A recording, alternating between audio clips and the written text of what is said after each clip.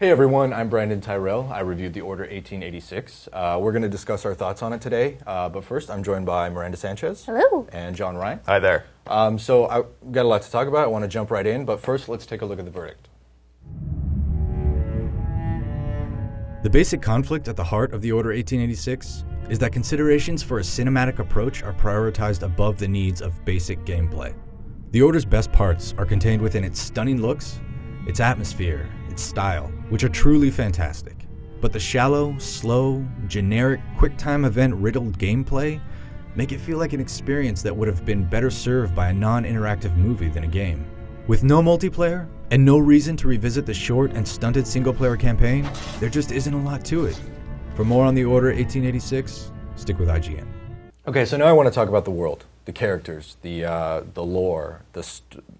Let's stay away from as much of the story as possible. Okay. It's one of the high beats, in my opinion. But I'm really curious, what was your guys' take on the world that they put together for the Order? I loved it. It was definitely, as far as interactivity goes, a look, don't touch world. Museum rules apply. Right. Yeah. Yeah, but at the same time, like, it was kind of disheartening to not be able to explore it because they created such a cool universe. It's so good. So interesting, too. yeah. I mean, the time period they chose. And Well, that's the thing is, I usually, like, if I see someone being like, it's steampunk influence, I'm like, nope, get it away from me. Burn it, set it on fire, I hate it. But that's the thing is, like, I didn't actually notice it being too steampunkish. That's what I'm saying. It's like, this is like, if this was what people thought of when they think of Instead of steampunk, and big not cogs some like and brass douche helmets in like a and- top hat covered in cogs and gears, I'd be like, this is totally fine. Because it's like futuristic technologies for the time period that still feel age appropriate. Sure. You know? So that's one thing I loved is how they were like, all right, we need the electricity gun, right? Yeah. We need the thermite rifle, which is awesome. Yeah. The tech in it was so cool. It's so good. And at the same time, they're like, how can we ground this in,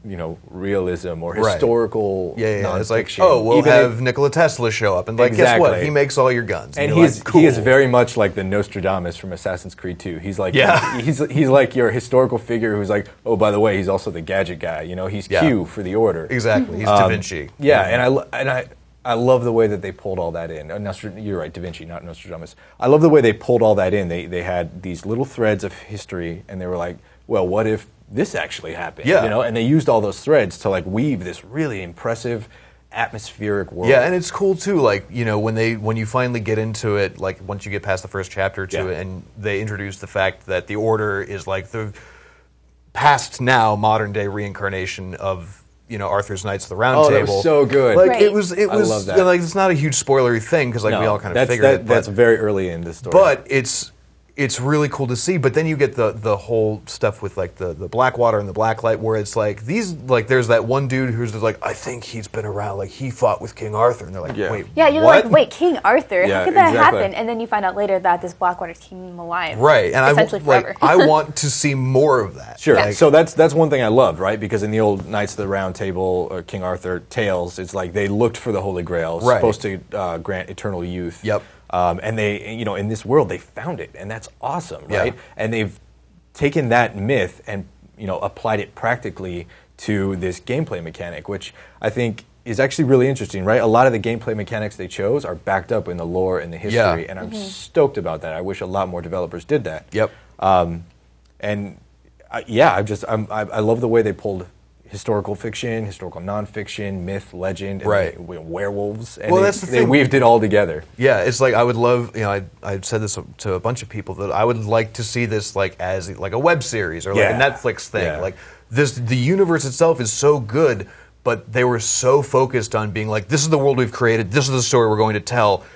Here is the only way that you're allowed to experience it, and like they put you into these huge stately buildings and like let you loose in London, but you aren't really let loose. You can walk down this one alleyway, you can go into this one building, and there's like a closet you can explore, but you don't have freedom to go and explore the rest of the world. So that's what Miranda was saying, right? Right. So earlier, you can look at everything, but you can't touch much. Like even with like the collectibles, which really aren't. There's only one thing you can collect in there, which is like the phonographs. Yeah. And so you just pick them up, you can listen to them in this like super old English that's really difficult to listen to if you're walking around. Sure. So you have to go into the menu and like read along with it. And there's some interesting things. Yeah, like one of them was a lullaby and it was very pretty. And, Right. And then you get the ones that are like, because it's happening in London around the time of like when Jack the Ripper was a thing and like all those crimes, those murders. And so like you'll pick up a newspaper and there'll be like 6 full-page articles. Yeah. And like I want to take the time to go and read all of those. Right. Yeah. And have them another option to read them. So whenever you pick up a newspaper, you just look at it, and Oh my some God, text right. is kind of chopped off. Exactly. You can't see everything. Like, absolutely. Like, I just want to read this. Yeah, there's a setting in the options menu to like listen to the phonographs. Why isn't there a setting to like read the newspapers? Right. Yeah. Right, or So like- like just get like text copy in a bonus menu somewhere. Because Sure. you're right, the headlines add amazing context, and I actually part of the reason why it took me 7 hours, right, is because I stopped to smell the roses and read as like, much as you can. Yeah, and read a couple paragraphs. Like I'm not going to read the whole. Like, I read a couple. Oh no, paragraphs. you'll read that whole thing. You'll sit down with a cup of coffee and be like, Yeah. all right, what am I It's going to learn like, today? tend to- They are Yeah. loaded with text. Yeah. Yeah. But like I want to read those, and I Yeah. don't.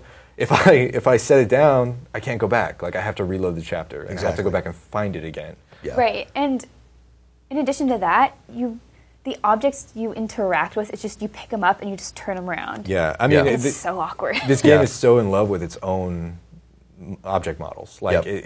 it's the I gun. mean, it this. looks great. Like visually, they've built an astounding game. Like Sure. it looks amazing, Right. but at the same time, it's just like you see these beautiful visuals and you see the physics engine works really well, but you're so angry because you can't do anything with it. Right. Right. Like It's there's like, I that. can't keep it. I can't do anything with Yeah, these there's things. that one great bit where you get to like pick up an apple and throw it at some dude, and you're like, I want to do that all the time. Yeah, Like, like- every Right. time I see fruit, just let me huck it around. This is a third-person shooter. Like, at least let me aim it. You know? Yeah. Like, Yeah, it just so many missed opportunities what they could have done with their Sure. items. Yeah. But I don't. It's kind of cool. Yeah, you do get a feel for the world and like kind of look at this item that's relevant to this place. Yep. But it doesn't go anywhere past that. And even then, like each chapter that has items, they're like so limited. Yeah. So if you're like searching corners and stuff, you're not rewarded for that. Like I went into these closets, like look, a separate path. Maybe there's something here. Nope, just Sorry. on Yeah. Yeah. the engine room or something. Yeah. I would love Boring. to see more of the backstory and the lore, though. Yeah. You know? And I would love to be able to interact with it in a way that isn't Yeah. just slowly walking through a hallway Yeah. and Right. taking in the sights and the sounds. Yep. You know. Yep. But that's what we think of the Order, 1886. For more on the Order, much more, stick with IGN.